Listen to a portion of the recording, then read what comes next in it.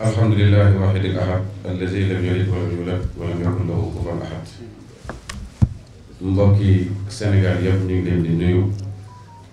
di nuyu presse bi fi teew yëpp di jiital ci nuyoo bi mbooleem xalifa généraux bu nekk ci réew mi di leen ñaanal yàlla bàyyi leen fi te may leen wér-gi-yaram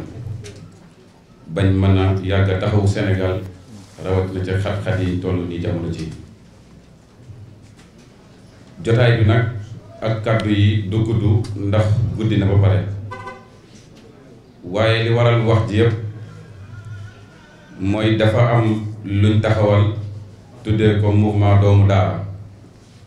buñ na doomu daara nag bàyyiwuñ kenn di ñaanal suñ mbokk Toussaint Manga bi nga xam ne moo fi daan teewal suñ mbokki jàngu bi muy suñ mbokki catholique yi daa nekkoon ci xeex bi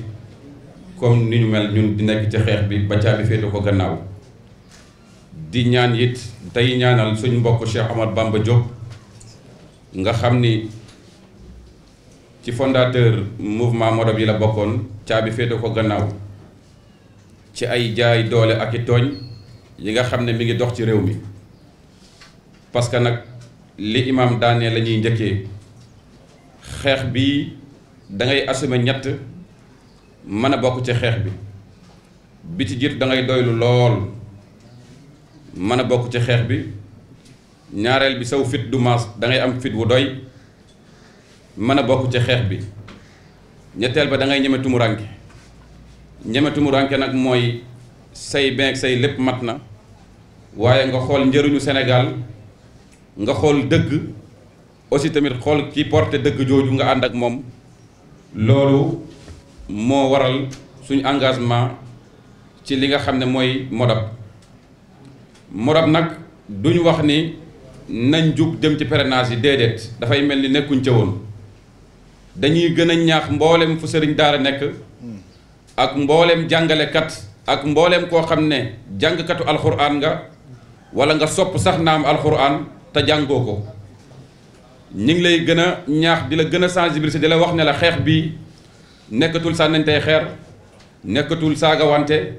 nekkatul dóorante nekkatul aussi tamit génn ci mbedd mi di taalaka def lu ñu mel dépassé nañ jamono boobu. pourquoi pas parce que dafa am lu fi xewoon mars 2021 askan bi yëg jug ne du fi am ñu ne déetawaay ñu làbbaliwaat askan bi jugaat ne du fi amaat loolu misaal la ci yàlla mi buur di wan ñi nga xam ne ay buur yu ndaw lañ fii di buntu xatal seen askan di leen wax ne leen doole ñun ñoo ko yor ñun yàlla. mais nag ci biir loolu yëpp ba mu paasee Ousmane owaat ñu ci beneen tactique de jeu boo xam ne nii moom la Sénégalais yëpp nam ma yàkkamtee gis mooy dañ daan gis ñoom ñëpp dañ daan dem ci kër kilifa yi naan yëf yi ca urne ba la. Ousmane it daan leen xamal ne leen bu fekkee ca urne ba la ki nga xam ne moo bëgg wala mooy taxaw yor doole ji nanguwul jàkkaarloo ak man pour ñu dem ca urne ya ñu def dëgg wala ñu def fa moom mu def dëgg ba jël ko denc ko Ousmane nag joxoñ ñu ki nga xam ne mooy Bassirou Diomaye Faye ma sànni ci ñaari kàddu foofu tëj ndax ñu war a wax bari na ci Bassirou laay wax parce que wax jib na ma dégg ñenn ñi nga xam ni heure bu Ousmane tegee stratégie politique am duñ nelaw duñ lekk duñ naan ndax tiit parce que xam nañ ne réew mi kenn bëggatul leen wala ñenn àndatul ak ñoom ndax buntu xatal bi ñuy teg askan bi di ko teg doomu réew mi di ko teg suñuy doom ak suñuy rakk ak suñuy mag yi nga xam ne ñi ngi dee ci géej gi te kenn waxut ci loolu te franchement loolu moo waroon nekk jamono ji actualité bi mais nag bi loolu passé Ousmane joxañ ñu wala ñenn ci parti bi joxañ ñu Bassirou Diomaye Faye man de Bassirou Diomaye Faye yéex naa xam ne terroriste la démb boo xaw ma barki démb laa ko soog de xam te ensemble laa ko déggee yéex naa koo xam de beneen bi Ousmane sauvé ñi ci biti parce que ñiñ jàkkaarloog seen róor yëpp bu Ousmane wala ñoom buñ ne woon kenn ci biti kii lañ jiital suba nga dégg ñu taxal ko lu raw lañ taxal Ousmane jàpp tëj waaye kii tëjee nag bu maanaam bu tëjee ki ñu jiital xanaa nag mooy tudd tëj kenn nag génn ko tëjaat ko rek la man ca moom de kon ñi nga xamal askan bi yëpp ne leen ñun doomi daara lu parti bii nga xam ne wala ex parti comme ñoom ni ñu koy waxee toujours waaye mu ngi ci xol yi bii di Pastef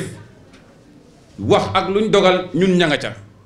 lu tax ñu nekk ca parce que dafay dëppoo bëgg-bëggu sénégalais yi te ñun lépp lu dëppoo bëgg-bëgg sénégalais yi suñ bëgg-bëgg la beneen bi ci des it may xamal Sénégalais ne leen parrainage yi dañ cee war a wane suñ doole wane suñ njàmbaarte wan état bi ne leen lii moo taxoon bëggu leen Ousmane dem parrainage te loolu ñang ca ñun doomu daara nag suñ bëgg-bëgg ak suñ mbébét xam naa bu imam Tahirou Fall jëlee